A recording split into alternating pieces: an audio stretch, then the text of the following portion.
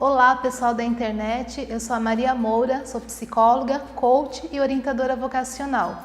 Muito bem-vindos ao meu canal. Estou aqui para te contar que eu organizei uma série de vídeos onde eu detalho passo a passo o meu programa DNA Vocacional. Esse programa serve para você, principalmente que é adolescente e está terminando o ensino médio e ainda não decidiu o que você quer fazer da tua vida, qual carreira que você vai seguir. Numa fase onde há tantas dúvidas, tantas incertezas, tantos medos, se você puder contar com um programa que minimamente te dê uma noção de como seguir, tá aí o DNA Vocacional. Tenho certeza que pode te ajudar bastante. Na sequência, me acompanha. Cada vídeo eu vou te contar um pedacinho deste método. Solta a vinheta!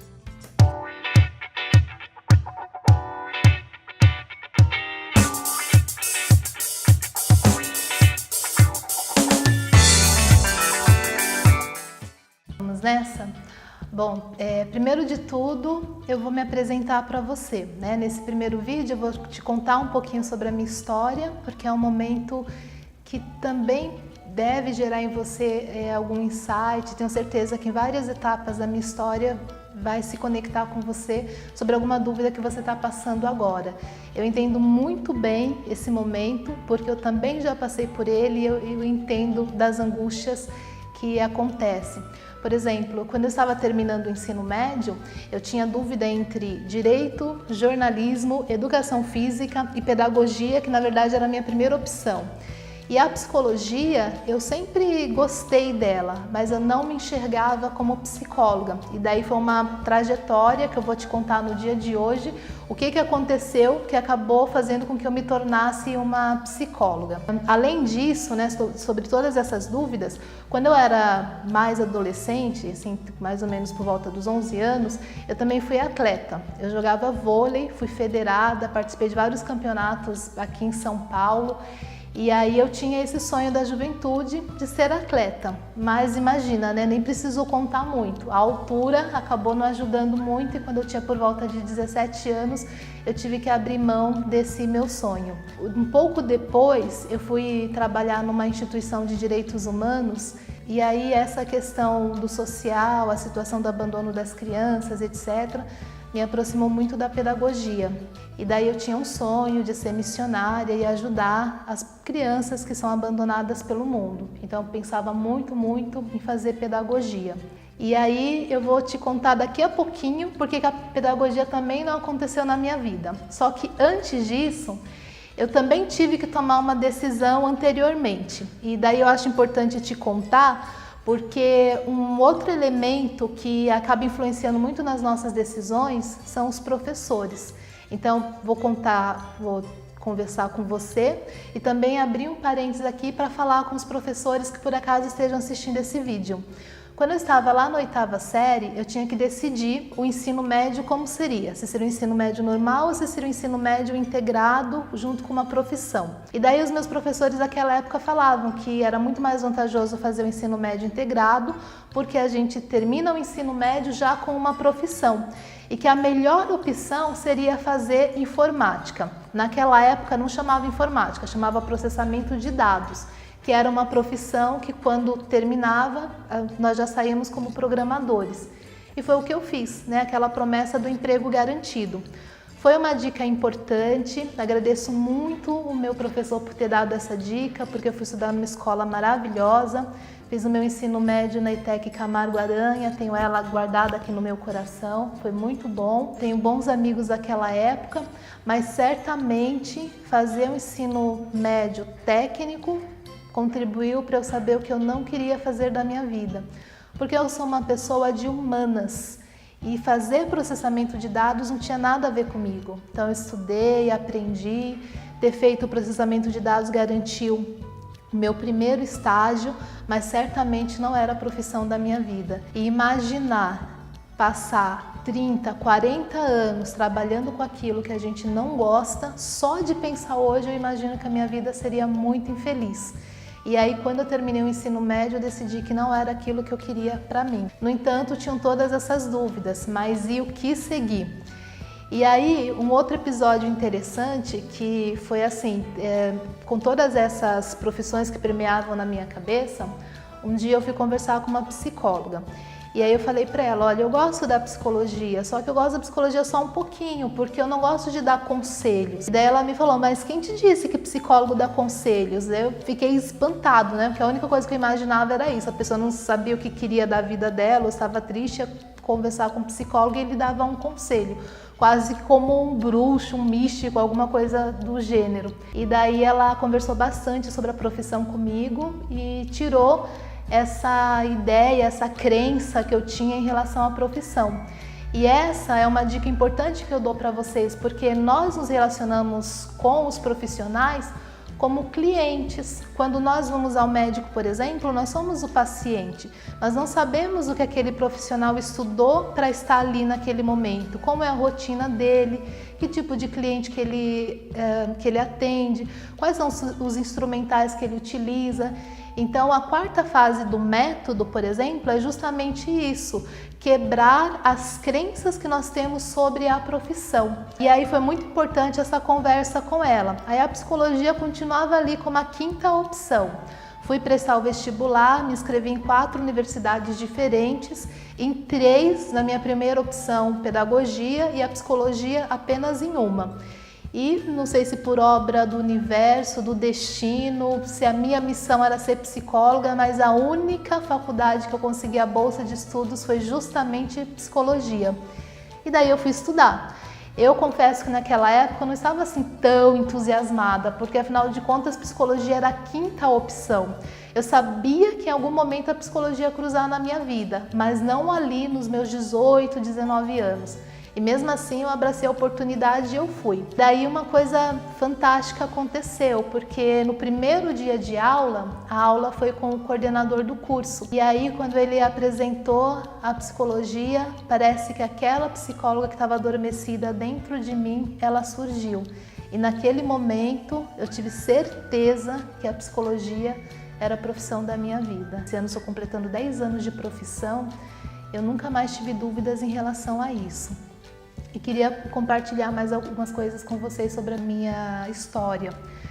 Lembram que eu falei para vocês que eu era atleta e que até cheguei a pensar em fazer educação física? Então, lá na faculdade de psicologia, eu descobri que existia a psicologia do esporte. Então, aquela paixão que eu tinha na adolescência, ela não morreu. Depois que eu me formei, eu me especializei em psicologia do esporte.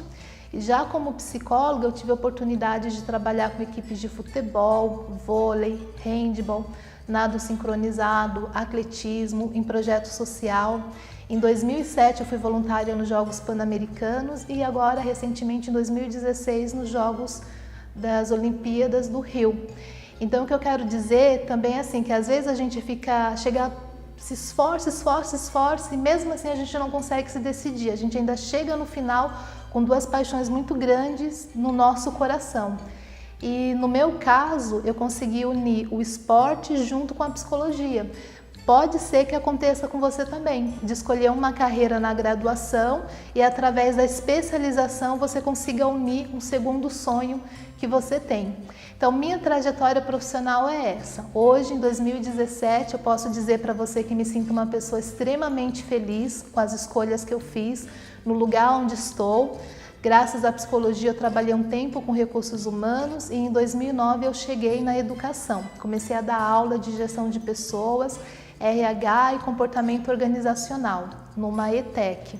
Nesse período, eu comecei a dar aula também para o ensino médio. E foi quando eu comecei a dar aula para o ensino médio e os aluninhos comentando sobre as dúvidas que tinham sobre carreira, pedindo para eu aplicar teste vocacional. Foi nesse momento que eu voltei na minha história e lembrei de todo o processo que eu passei para chegar onde eu estou aqui hoje. Me sensibilizou às angústias, os medos, o medo de se arrepender, o medo de fazer a escolha errada, o medo de perder tempo, o medo de perder dinheiro, o medo de morar longe da família, de trocar de cidade, o medo de se afastar dos amigos. São tantos medos que às vezes escutar o que a gente gosta de verdade, a paixão acaba até ficando num segundo plano. E foi por causa desses pedidos dos meus alunos do ensino médio que eu comecei a organizar esse programa de orientação vocacional. Estudei bastante, fiz uma formação em coaching vocacional e sistematizei toda essa aprendizagem em 5 passos. Que são esses 5 passos que eu vou te explicar. Se você tiver a possibilidade de ser acompanhado por uma pessoa, fantástico. Se você não tiver essa possibilidade, eu espero que esses vídeos que se seguirão nessa sequência possam te ajudar um pouquinho. E tenho mais uma novidade. Quando chegar lá no final, será disponibilizado para você um e-book que explica mais detalhadamente cada uma dessas etapas. Então, espero que você tenha gostado, espero poder te ajudar bastante nesse processo e faço um pedido para você. Se você gostou, se você acredita que realmente um programa de orientação vocacional pode te ajudar e ajudar outras pessoas, dá um clique de que você curtiu esse vídeo e não esqueça de se inscrever no canal. Até o próximo!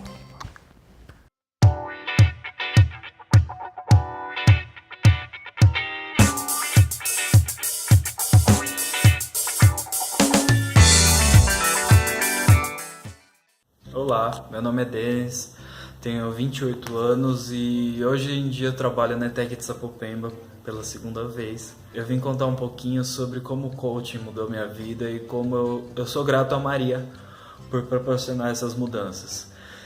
Minha vida profissional começou em 2007, quando eu fiz meu primeiro estágio numa ETEC, na ETEC de Itaquera. Eu tinha feito ensino médio no Centro Paula Souza, tinha feito um técnico de turismo, e no 2º técnico em administração eu consegui esse primeiro estágio. Dali em diante fui trabalhando numa ETEC, em outra ETEC, trabalhei no Centro Paula Souza e vim para a ETEC de Sapopemba e agora estou aqui numa oportunidade melhor, e essa oportunidade também sou grato a Maria e ao coaching por ter me proporcionado. Porque muita gente não enxerga, mas o coaching faz toda a diferença na vida profissional e até mesmo na pessoal, porque muitas vezes a gente não enxerga que as oportunidades estão na nossa cara e a gente insiste em encontrar defeitos, em encontrar limitações nas nossas vidas. Então, assim, eu sempre quis ser escritor, sempre quis trabalhar com escrita. Tive algumas oportunidades de trabalho atuando com isso, só que sempre tive aquela dúvida, será que eu sou capaz? Será que eu posso mesmo viver disso? Será que eu posso viver de escrita? Até que em 2015, quando eu tinha essa dúvida, quando eu estava em outras dúvidas profissionais, e a Maria, num bate-papo com ela, eu descobri que ela era coach, e aí a gente conversou e negociou as nossas sessões de coaching, né? A gente começou a fazer, eu lembro que eu tinha um projeto de intercâmbio engavetado também, e com o passar das sessões eu fui ficando mais bem resolvido, eu fui ficando mais decidido sobre o que eu queria da minha vida. O coaching me proporcionou ferramentas para isso, me fazendo enxergar a minha capacidade, me fazendo enxergar que eu posso sim conseguir trabalhar com aquilo que eu sonhei. Não é fácil, mas quem quer consegue. E eu só consegui graças a isso. Então eu consegui fazer o meu intercâmbio graças a isso, consegui me decidir que eu poderia sim trabalhar com a escrita. Estou agora com um projeto de um livro em andamento, e também essa segunda oportunidade que eu tenho na ETEC de Sapopemba, que é uma oportunidade muito boa, consegui graças a essa decisão, esse poder de decisão que o coach me deu. Então é isso. Obrigado, Maria.